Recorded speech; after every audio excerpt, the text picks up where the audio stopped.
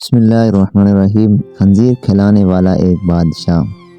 اس کا واقعہ ایک پرانے زمانے میں بنی اسرائیل کا ایک بادشاہ تھا جو کافر ہونے کے ساتھ ساتھ بہت ظالم بھی تھا، جو لوگوں کو خنزیر کا گوشت کھانے پر مجبور کرتا تھا، اور جو آدمی اس کا انکار کرتا تو اسے سخت سزائیں دے کر ہلاک کروا دیتا تھا۔ اس زمانے کے سب سے بڑے عابد کو بادشاہ کے پاس لایا گیا۔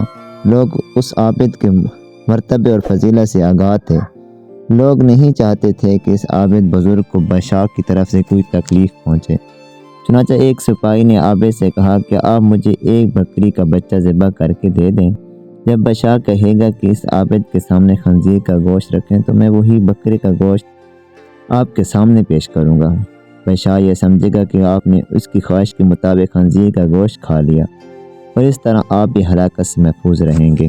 چنانچہ ایسے ہی کیا گیا، اور عابد نے بکری کا بچہ ذبح کر کے اس کا گوشت سپاہی کو دے دیا۔ جب عابد کو بادشاہ کے سامنے لایا گیا تو بادشاہ نے حکم دیا کہ خنزیر کا گوشت لایا جائے۔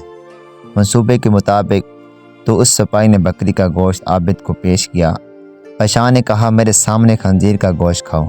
عابد نے کہا میں ہرگز نہ کھاؤں گا۔ یہ سن کر سپاہی نے اشارے سے بتایا کہ یہ وہی بکرے کا گوشت ہے جو آپ نے دیا تھا، آپ بلا جھجک کھا لیں۔ لیکن عابد نے بادشاہ کے سامنے وہ گوشت کھانے سے انکار کر دیا۔ ظالم بادشاہ نے سپاہیوں کو حکم دیا کہ اسے قتل کر دو۔ جب عابد کو قتل کے لے جانے لگے تو وہی سپاہی قریب آیا اور کہا آپ نے گوشت کیوں نہ کھایا؟ بخدا یہ وہی گوشت تھا جو آپ نے دیا تھا۔ عابد نے کہا ایسی کوئی بات نہیں، بلکہ میں اس بات سے ڈر گیا تھا کہ لوگ میری وجہ سے فتنہ میں مبتلا ہو جائیں گے، کیونکہ جب بھی کسی کو خنزیر کا گوشت کھانے پر مجبور کیا جائے گا تو لوگ کہیں گے کہ فلاں عابد نے بھی مجبور ہو کر حرام کا گوشت کھا لیا تھا، لہٰذا ہم بھی کھا لیتے ہیں۔ اس طرح لوگ میری وجہ سے بہت بڑے فتنے میں مبتلا ہو جائیں گے، اور میں لوگوں کے لیے فتنہ ہرگز بنانا نہیں چاہتا ہوں۔ یہ کہہ کر وہ عابد خاموش ہو گیا، اور جلاد نے اس کا سر تن سے جدا کر دیا۔ اس لیے کہتے ہیں کہ اہدنا الصراط المستقیم، کہ خود بھی اچھے راستے پہ چلو اور دوسروں کو بھی اچھا راستہ دکھاؤ۔ کبھی بھی یہ نہ سوچنا کہ آپ یہ کام کریں گے تو آپ کے پیچھے یہ لوگ کام نہیں کریں گے۔ اپنے لیے بھی سوچیں اور اپنے آنے والی نسلوں کے بارے بھی سوچیں۔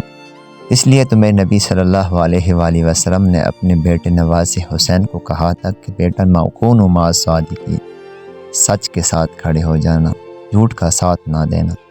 عابد نے یوں ہی ایسا ہی کیا، اس نے سچ جو کیا، جو اس کے ضمیر نے جو اسے کہا اس نے وہی۔ تو اب مجھے اجازت دیجیے، انشاءاللہ ملتے ہیں ایک نیکسٹ ویڈیو میں۔ تب تک اللہ حافظ، اپنا خیال رکھیے گا۔